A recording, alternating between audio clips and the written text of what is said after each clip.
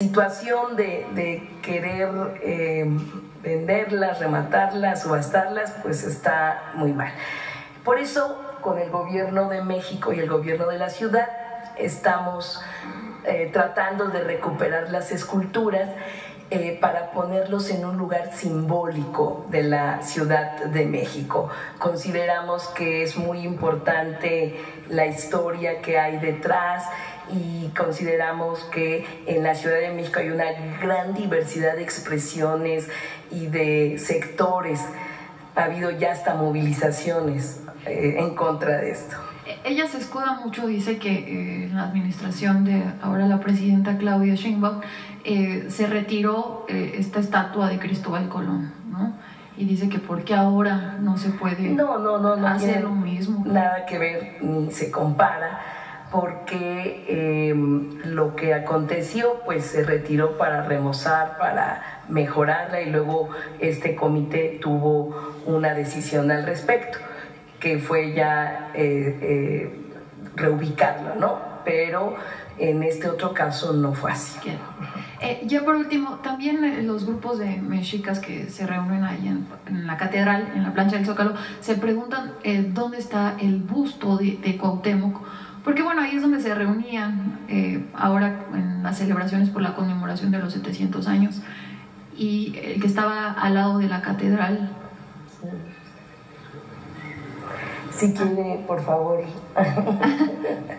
Y bueno, todo lo que sea patrimonio se tiene que recuperar, mejorar, instalar y revisar. Sí, con mucho gusto. Muchas gracias.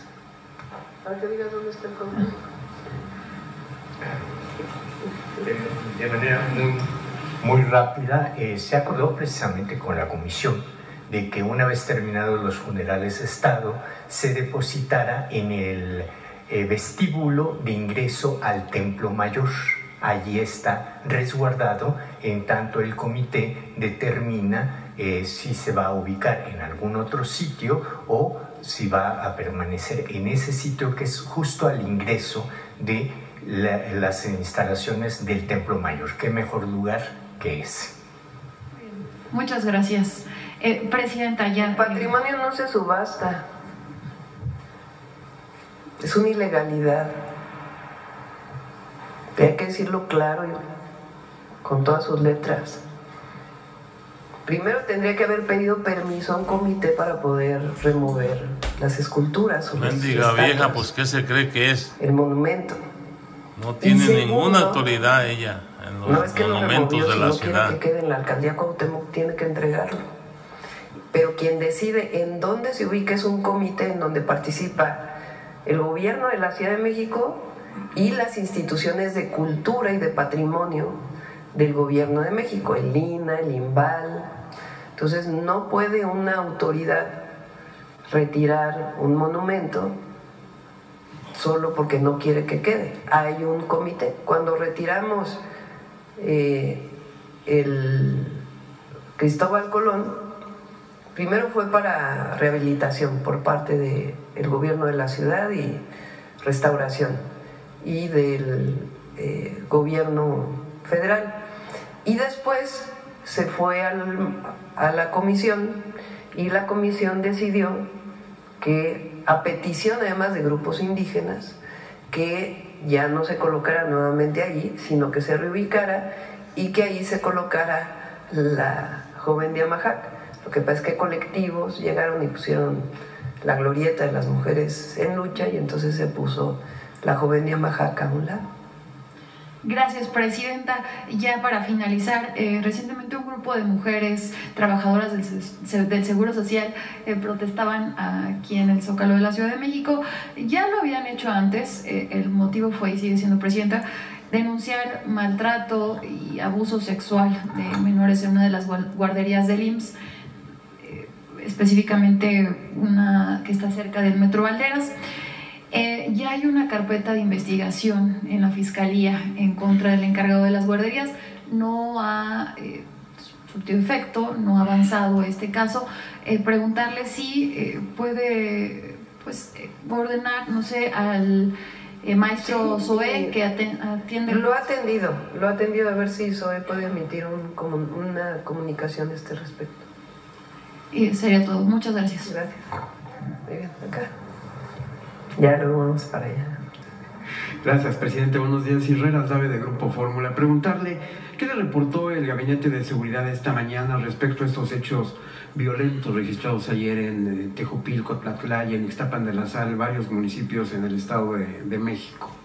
Van a dar al rato una conferencia de prensa, también el Gabinete de Seguridad, por las detenciones que hubo en el Estado de México relacionadas con extorsión, y ahí pueden dar mucho más información sobre este tema. ¿Por qué no se actuó, Presidenta? ¿Se permitió que se retuviera a elementos policíacos estatales y de la Guardia Nacional durante más de 12 horas? ¿Se destruyeron patrullas? Lo informan a las 11. Normalmente en una situación así siempre se valora hasta dónde se actúa y cómo se actúa dependiendo del momento. Están capacitados, pero con más detalle lo puede informar el propio gabinete. ¿Va a seguir este operativo en contra de la extorsión a pesar de...? Sí, fue un operativo muy importante, ya lo van a informar, muchos inmuebles y muchas personas detenidas, particularmente hacia el sur del Estado de México. Participó las autoridades del Estado de México, particularmente la Fiscalía y la Secretaría de Seguridad, con el apoyo del Gobierno de México. Tiene que ver, entre otras cosas, con las denuncias al 089, que ya están surtiendo efecto, y también con una investigación previa.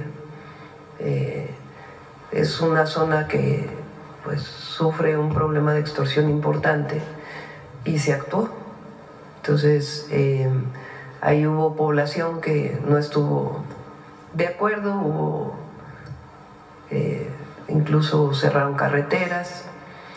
Y siempre se actúa pues con responsabilidad para evitar que haya una confrontación mayor. Y ya lo pueden informar con todo detalle. ¿Qué le diría usted, Presidenta, a la población que actuó justamente cerrando carreteras, protegiendo prácticamente a los criminales? Pues habría que ver exactamente quiénes fueron, ¿no? Antes de hacer una opinión.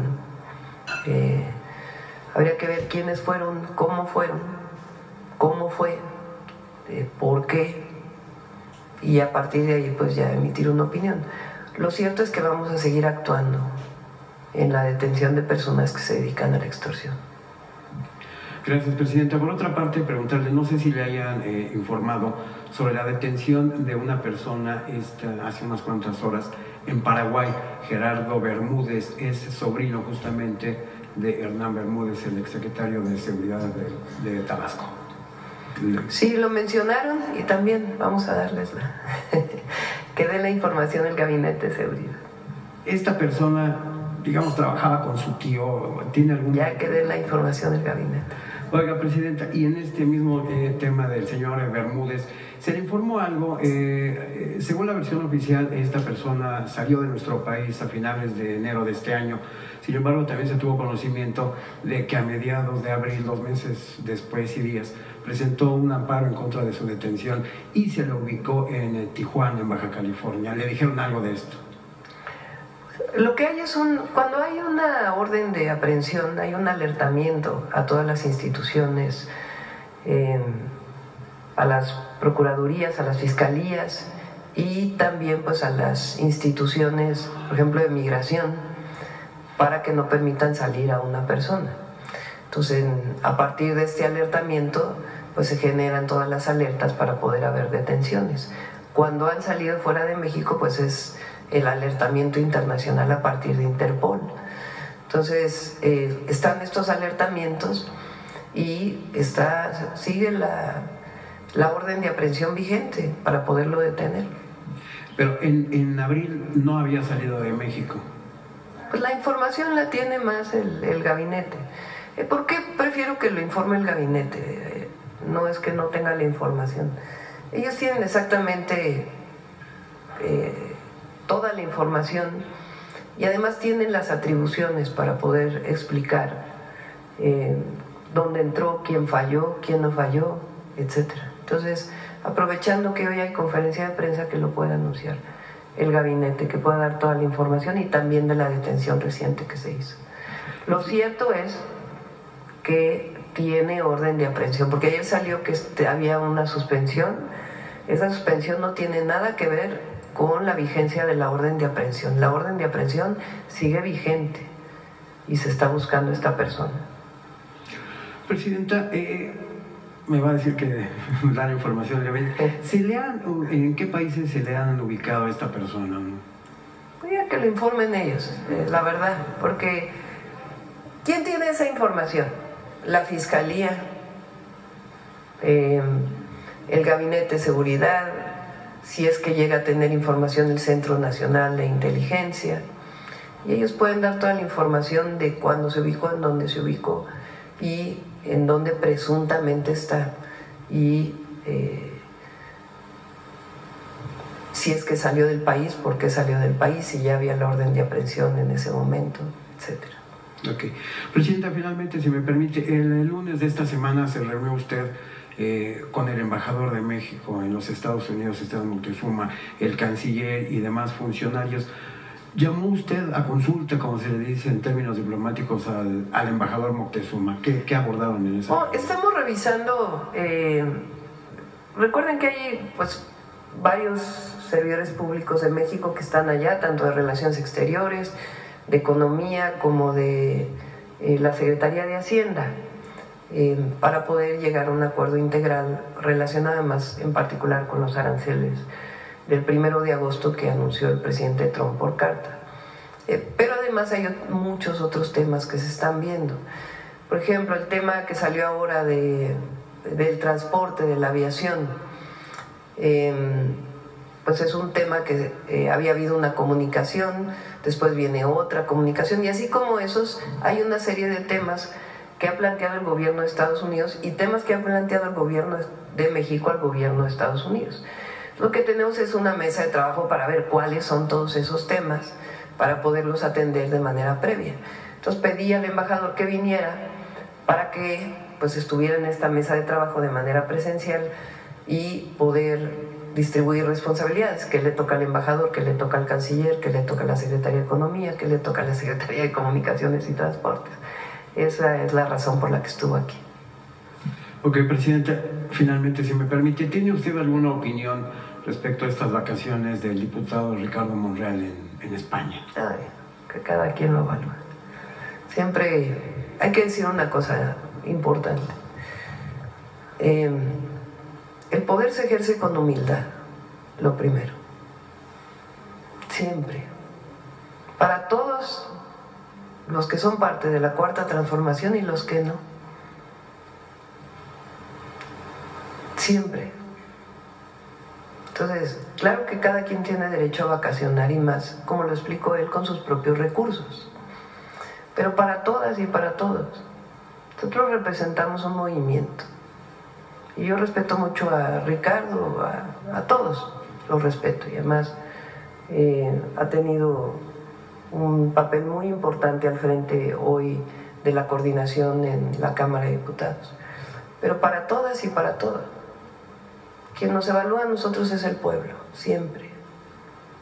Y eso hay que tenerlo en mente, siempre. Muchas gracias, buen día. A ver, por acá. Muchas gracias, Presidenta. Olga Ojeda Lajud, corresponsal del periódico Imagen de Veracruz y Diario del Istmo. Veo en la presentación, si me permite, Presidenta, en la presentación del secretario de Marina, que no está considerado el puerto de Coatzacoalcos y Salina Cruz, pero específicamente en el caso de Coatzacoalcos, hay estudios en los que se considera que la vida útil del puente Coatzacoalcos, que finalmente es por donde ya lo pasan vamos a hacer. Las vías del tren, ¿sí? Tanto el de Veracruz como el de Coatzacoalcos. Porque es parte de los proyectos, tenemos proyectos estratégicos para cada entidad de la República, y en Veracruz, particularmente el puente de Coatzacoalcos. Porque sí, porque dicen que tiene una vida útil de un año, ¿no? Y de tan solo 5 años. Entonces, sí, queremos saber si se va a reemplazar. Ahorita se está dándole mantenimiento, pero sí, hay una obra muy importante. Ahí está, ok, perfecto. A ver si nos dice Jesús, ¿cuánto cuesta el puente de Coatzacoalcos? Sí, muchas gracias, presidenta. Y por otro lado, también durante el primer semestre de este año, en el puerto de Veracruz, las operaciones se redujeron en un 13% aproximadamente. Queremos saber si, bueno, se espera que este año ya quede inaugurada la aduana. Es una de las expectativas que se tienen para detonar este desarrollo. Me gustaría saber si hay así una fecha específica y cuál es la prospección que tienen respecto a esto. La ampliación y lo que se está haciendo en Salina Cruz y en Coatzacoalcos no lo presentó aquí el almirante porque son lo presentamos normalmente como parte del corredor interoceánico, pero son 2 puertos en donde se está interviniendo. Y si quiere comentar sobre Veracruz. Sí. Preguntó sobre Veracruz. Veracruz es estacional. Sí. En la época de Nortes no entran los barcos entran pocos barcos porque no se puede maniobrar fácilmente, es peligroso. Y es estacional. En este semestre se va a recuperar la carga. La aduana ya está lista. Estamos únicamente haciendo, hay un proceso que no soy muy experto ahí, pero que hacen unos certificadores que son ingenieros que checan que esté bien hecha la obra, y eso es lo único que nos hace falta, y un pararrayas, que lo terminaremos en breve y estará lista la aduana para que trabaje. Pero la disminución de la carga es estacional, es normal en la época de Nortes. Y en Salina Cruz y Coatzacoalcos se sigue avanzando. En Coatzacoalcos equipando las terminales que ya están concesionadas, y en Veracruz lo mismo. El desarrollo de las terminales especializadas de contenedores, bueno, eso depende de la demanda. En cuanto alcancemos los 150,000 contenedores, vamos a acelerar este proceso. Sin embargo, ya estamos procediendo con toda la parte de los estudios y la preparación de las terminales. Muy bien, muchas gracias. Y bueno, en otro tema, presidenta, el pasado 25 de junio, en juzgados federales, también en Coatzacoalcos, comunidades indígenas solicitaron al juez una medida cautelar para detener la operación del gasoducto, el que se llama Puerta del Sureste, el cual conecta Tuxpan con Coatzacoalcos y con Paraíso en Tabasco. La petición era comprobar científicamente que no habrá daño ambiental ni afectación en la zona, ¿no?, en la comunidad y el ecosistema de esta comunidad. Sin embargo, el 28 de junio el juzgado desechó el amparo. Las comunidades acusan que la resolución ignoró sus derechos colectivos y sus prácticas comunitarias de toma de decisiones. Y bueno, quería saber si usted está en conocimiento de esta situación y si nos puede dar sus impresiones sobre el tema. Es una obra muy importante porque lleva gas natural al sur-sureste de nuestro país y vale mucho la pena que llegue el gas natural a esa zona. Ahora, eso no quiere decir que no dialoguemos y hablemos con las comunidades. Entonces vamos a pedirle ahí a la Secretaría de Energía que establezca comunicación con ellos para que pues se revise y se les informe además de la manifestación de impacto ambiental y las medidas de mitigación que hay. Exacto, yo creo que es más que nada sí, eso, ¿no? Exactamente. Muchas gracias. Siempre dialogar con las comunidades. Y finalmente, recientemente la Agencia Reguladora de Transporte Ferroviario dio a conocer que preparan la presentación oficial del proyecto de construcción del tren de carga, ¿no?, y pasajeros en la ruta México-Puebla-Veracruz. Y se hablaba de que aún no se tenía el trazo completo, ¿no? Está en estudio el trazo. Exacto. Ya me comprometí. Sí. Está en estudio el trazo. Estamos viendo la posibilidad de usar las vías de carga que actualmente existen, su rehabilitación para que pueda hacer también transporte de pasajeros, de tal manera que quede comunicado ya nuevamente todo el país. Entonces, lo está trabajando justamente la Secretaría de Marina. Muy bien. Sí, esperamos tenerles noticias ya muy pronto. Sí, pero sí está en estudio. Sí, y se está hablando con las 2 empresas que tienen la concesión de las vías para poder usarlas también para pasajeros. Ya creemos que sí lo vamos a poder hacer y ya muy pronto lo podemos informar. Pues es buena noticia. Muchas gracias, presidenta. Claro que sí. Sí. A ver, aquí. Buenos días, Presidenta. Ariana Esquivel, de Enlace 3 de Televisión. Ayer Francia dio un paso bien importante en cuanto a la seguridad vial, y es que se aprobó el delito de homicidio vial. Y si bien es un cambio que parece solo semántico, trae un trasfondo bastante profundo, ya que pasa de homicidio involuntario a homicidio vial cuando se sumen circunstancias agravantes como el exceso de velocidad, el consumo de alcohol, drogas o el uso del celular al volante. En este contexto me gustaría preguntarle qué opina sobre el tema y si nuestra nación podría acuñar este término en la Constitución. Pues habría que revisarlo, ¿verdad? Vamos a decirle a Andrés Layuz que lo revise. En este mismo contexto de seguridad vial, hace un mes, un poco más o menos, pude preguntarle sobre la armonización que arrastran 11 entidades. La jefa de gobierno y otros estados han trabajado para poder concretar este paso, pero aún hay entidades que no logran estas discusiones para la armonización de la Ley de Movilidad y Seguridad Vial. ¿Cuál sería su llamado a estos? Es muy importante. Particularmente se han incrementado mucho los accidentes en motocicleta, muchos de ellos fatales. Y sí es muy importante que en todas las entidades, a nivel federal lo que haya que hacer, y a nivel estatal, que uno de los temas centrales sea la seguridad vial, por la protección de las personas, y particularmente relacionado con motocicletas, que están creciendo el número de accidentes en moto. Sí, un reconocimiento porque su gobierno ha tomado este tema y lo ha puesto sobre la mesa. Esperemos que pronto se logre concretar. Creo que tienen una reunión varios colectivos para seguir manejando este tema y poder lograrlo. Cambiando de tema, aún existe bastante incertidumbre en el norte del país en cuanto a empresarios y trabajadores por la industria automotriz, por la posible relocalización de empresas automotrices. ¿Cuál es su llamado a estos trabajadores para que pues no caigan en estas llamadas de caos, en esta incertidumbre, y pues se continúe con el trabajo y las negociaciones que ustedes están realizando con los Estados Unidos? En el caso de la industria automotriz en México particularmente, digamos, hay dos casos. Uno, el caso de industria automotriz que tiene la mayor parte de su contenido fabricado, sea en Canadá, Estados Unidos o en México, tiene aranceles, pero tiene descuento de aranceles. Tiene mucho menos aranceles y dependiendo de su contenido.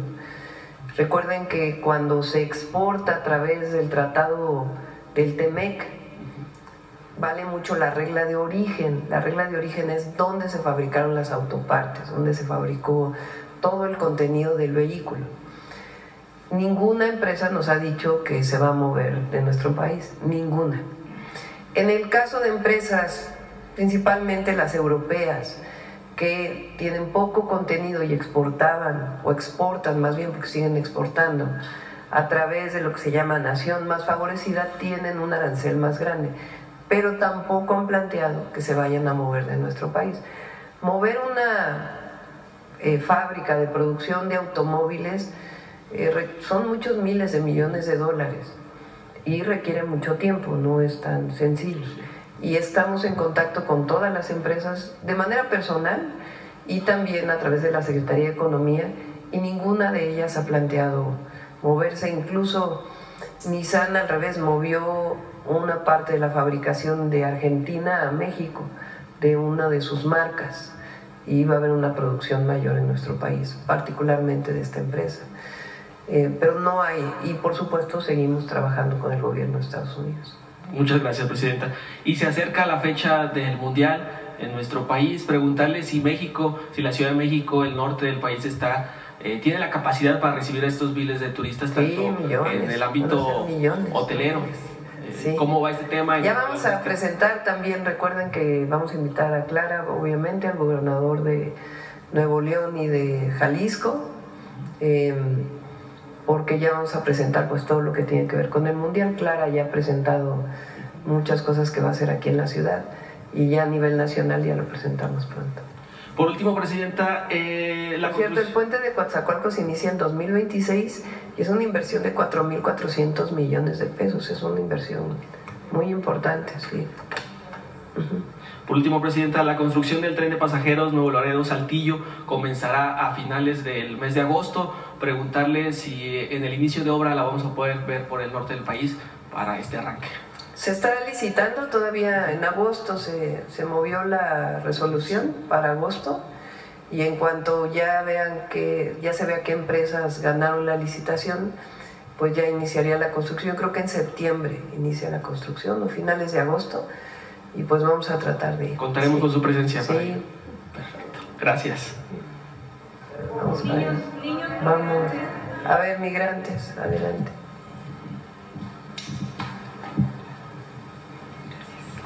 Gracias, Presidenta. Nancy Rodríguez, de Oro Sólido y Empuje Migrante.